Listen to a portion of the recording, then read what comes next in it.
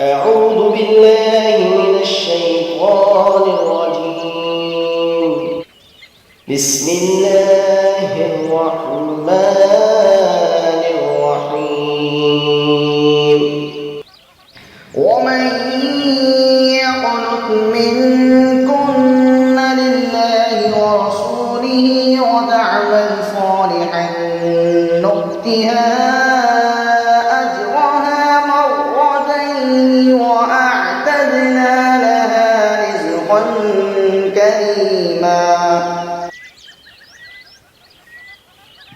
يا نساء النبي لستن كأحد من النساء إن اتقيتن فلا تخضعن بالقول فيطمع الذي في قلبه مرض وقل قولا معروفا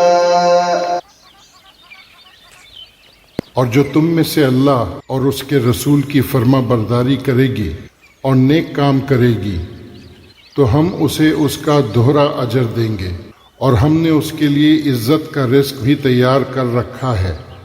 ए नबी की बीवियों, तुम मामूली औरतों की तरह नहीं हो।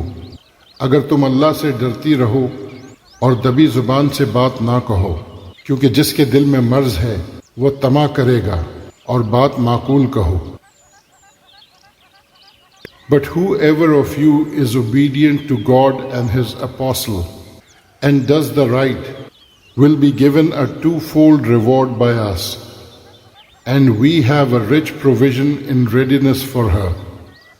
O wives of the Prophet, you are not like other women.